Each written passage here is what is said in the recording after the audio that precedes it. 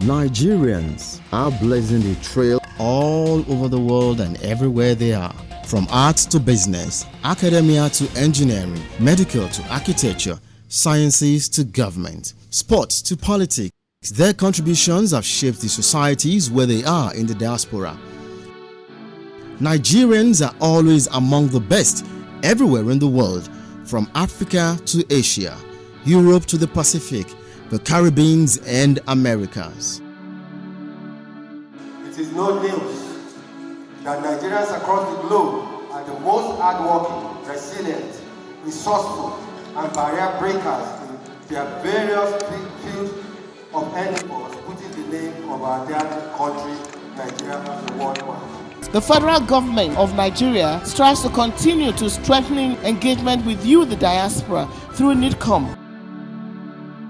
In the spirit of the Black History Showcase with the theme Soaring Like Eagles, Afro Global Television, Ontario, Canada, honored some distinguished Nigerians who have excelled in their various fields of endeavors on Thursday, February 22nd, 2024.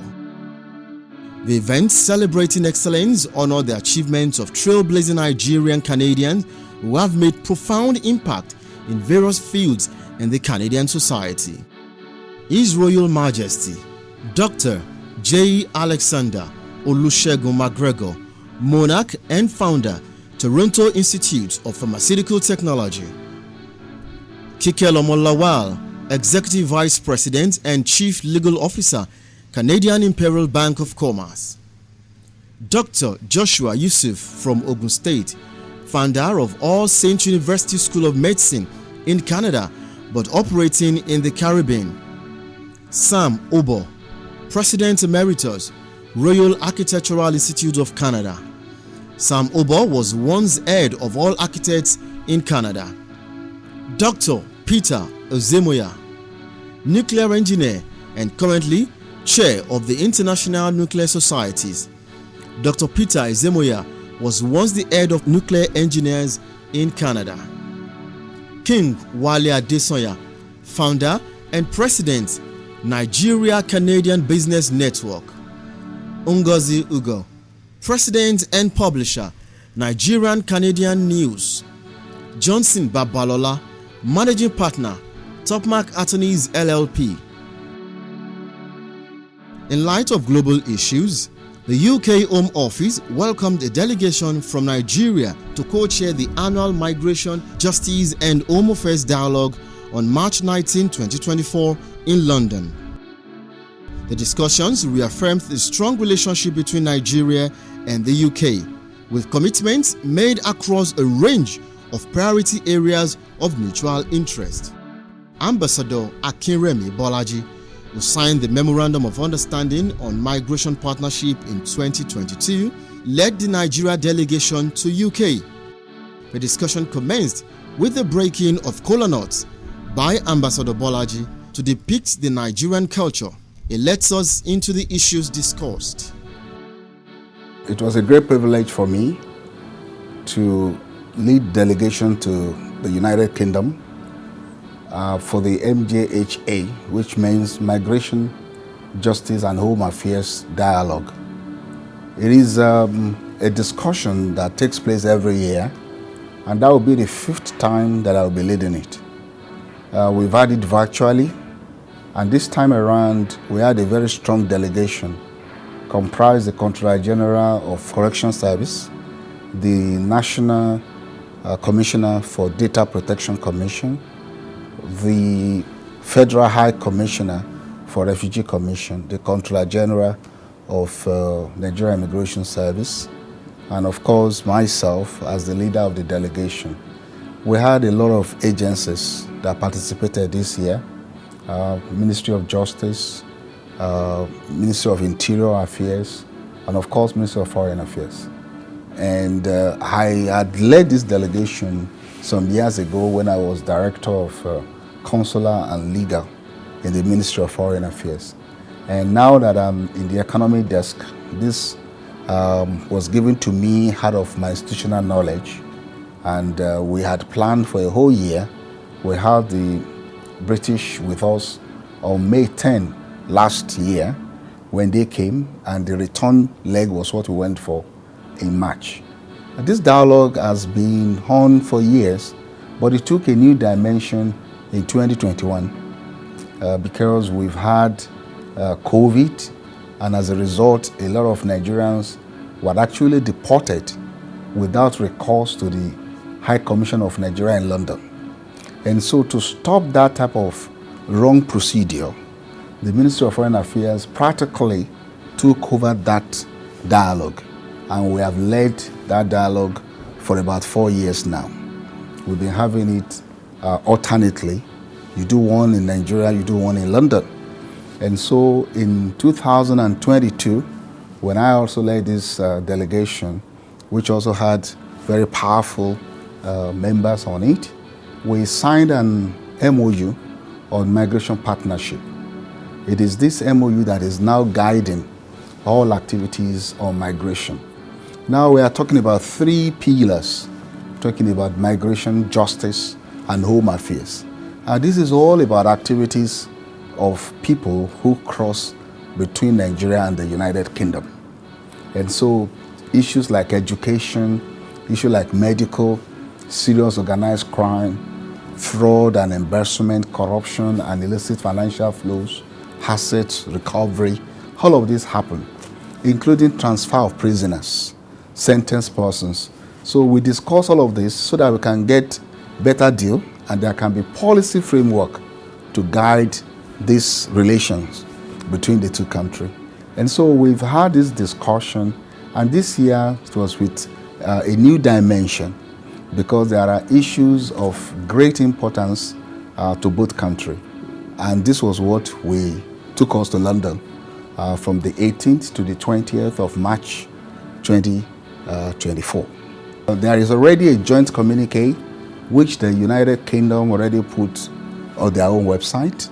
Nigeria is going to have a media event to present it, because there are more than 20 agencies that are connected to this dialogue. Talk about NAPTIP, talk about NDLEA, Ministry of Justice, like I said, Correctional Service, Nigeria Immigration Service, Ministry of Interior, Humanitarian. There are so many agencies. So just as we plan when we're going, we are going to have a debriefing section. Already we have put out this joint communique, which I think some media are already using, but there is still going to be a debriefing section where we will examine the outcome. But I can give you for free that this was a very successful outing for Nigeria. We discussed on the issue of child molestation order in the UK, which many Nigerians have complained, and we have agreed to have better understanding of each other's culture. We have agreed to have better understanding on issues that concern us. Of course, you will want Nigeria to go there asking the UK to assist in this or to assist in this. It's not a shopping time. It's not just for assistance. Rather, it is for mutual understanding and for better treatment of our citizens. And we need to get Nigerians along, because a lot of people think just migrating to the UK means better life. There is difficulty all over the world, and there are challenges globally. So that you don't go there and be disappointed, we need to have a lot of awareness. So all of these are going to be packaged. So in terms of outcome, all items on our agenda, Nigeria had good testimonies, good outcomes on all of them. We already emphasized, because we've been having discussion even before we went. And so it's a great outcome for us, whether on the issue of transfer of prisoners, which we call the PTA, or on the issue of serious organized crime.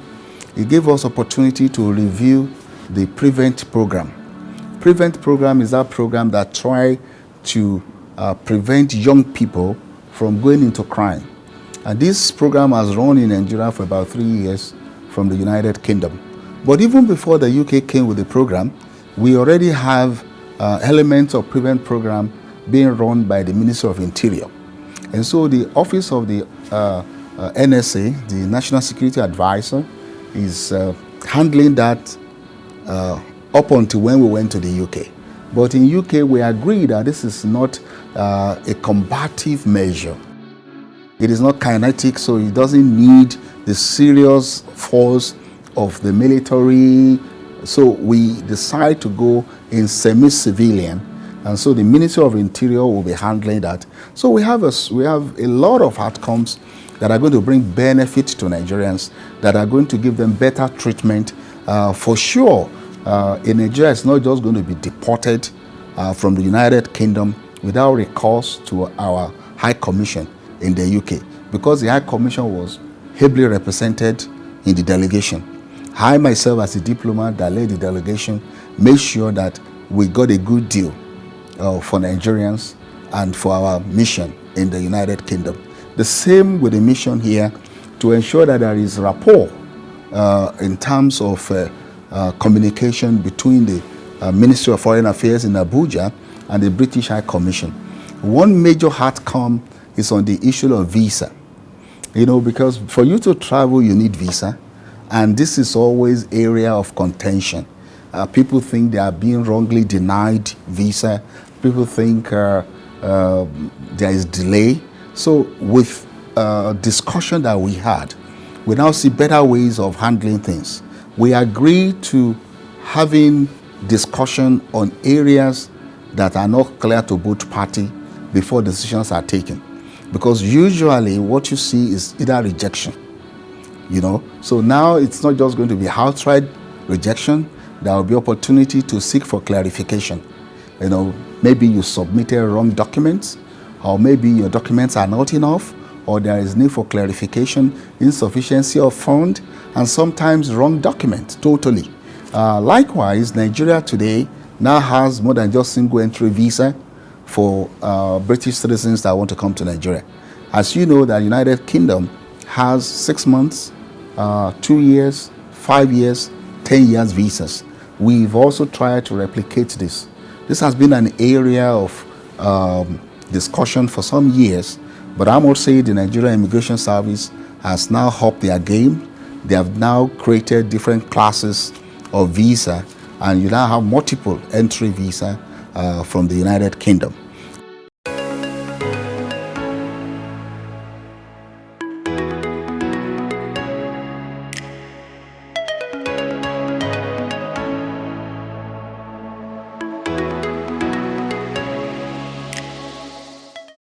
For every time you miss the opportunity to invest in real estate or engage in real estate trading, some other people are smiling to the bank and enjoying the life that they dream of because they are making the right move. That right move is what the Real Estate Cashback Cooperative Society is trying to help you make. Buy square meters of land and hold it for 12 months and you will be reselling for profit. It's even more interesting as you can get started with 500,000 Naira. You can take it as high as 5 million, 10 million, 40 million, 100 million, 300 million, 500 million, and even 1 billion Naira. Don't miss out on this real estate cashback special offer. Make sure you hurry and join the League of Smart Investors who are taking their finances to the next level.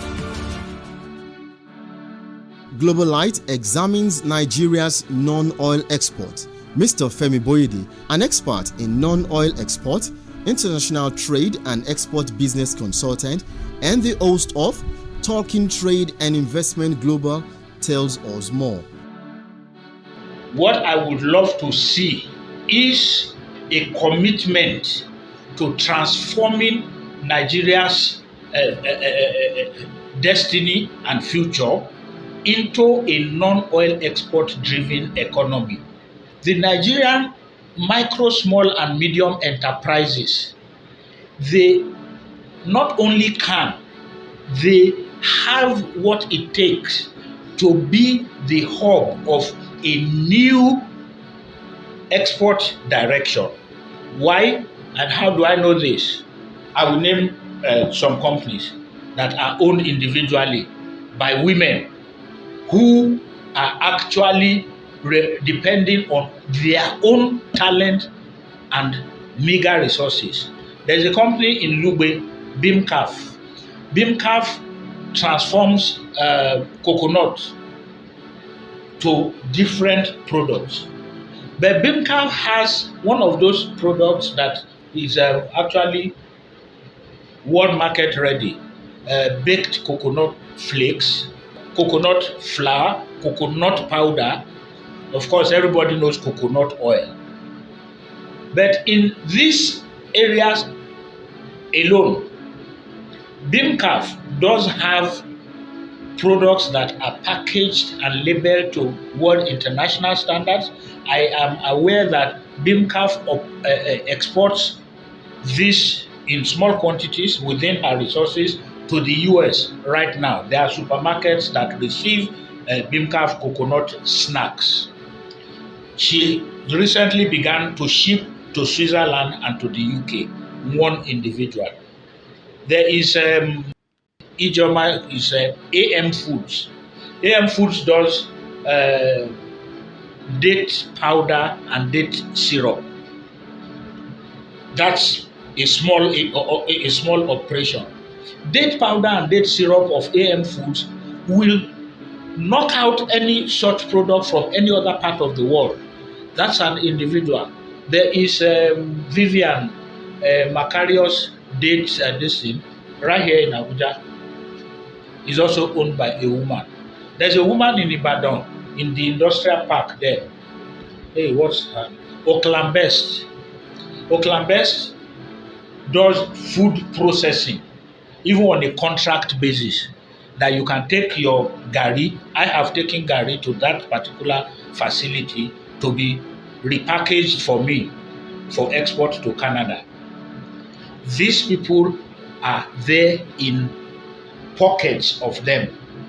Smidan has been doing fantastically to produce nano, micro, small and medium enterprises that are operating individually and in silos. Now let's bring this back to national scope.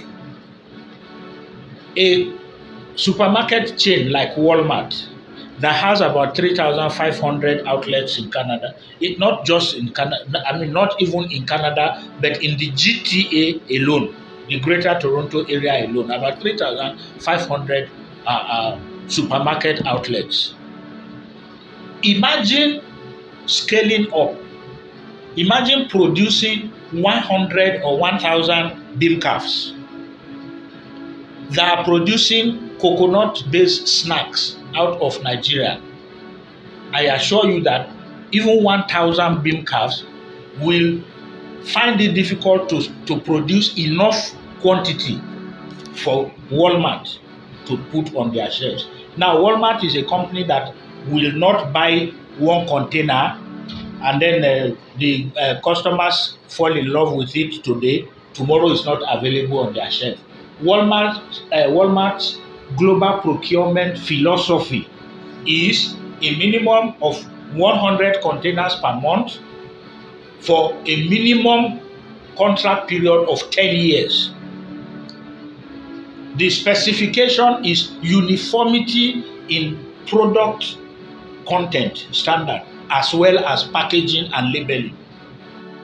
That actually wants to create an economic empowerment program, let's say that is gender focused, because we already have Nigerian women who are doing well in this space. Is it a possibility, for example, to design a deliberate program to say that Nigeria is targeting the Walmart market for date syrup, date palm, for coconut, and as I'm speaking, I remember one other woman in Ile-Ife, sole proprietorship. She does plantain flour, just plantain flour. On her own, she has plantations. Plantain flour is a health food that is now making waves in North America. And if that part of the world is so health conscious in food production, these people already have the know-how. They have already invested themselves in these particular products. There is Carrefour in France. even if it is only these special markets alone that we target. Again, deliberate. We create a strategy. We get a market access consultant who now goes into a deliberate and target-oriented export strategy to negotiate an export contract on behalf of these women, to come and train them in a cluster, train them to produce the required standards, to develop the required packaging and labeling in terms of language and legibility and everything that passes into this country. I'm sure that the pressure on demand for foreign exchange from Nigeria will already drop. That means that Nigeria can manufacture its own foreign exchange that reduces the pressure on the dollar. And just to put all of this into a technical perspective, that means that Nigeria now needs to prioritize export development. Export development should begin first or go pari passu with export promotion. What we are doing as of today is export promotion. For every time you miss the opportunity to invest in real estate or engage in real estate trading, some other people are smiling to the bank and enjoying the life that they dream of because they are making the right move. That right move is what the Real Estate Cashback Cooperative Society is trying to help you make. Buy square meters of land and hold it for 12 months and you will be reselling for profit. It's even more interesting as you can get started with 500,000 Naira. You can take it as high as 5 million, 10 million, 40 million, 100 million, 300 million, 500 million, and even 1 billion Naira. Don't miss out on this real estate cashback special offer. Make sure you hurry and join the League of Smart Investors who are taking their finances to the next level.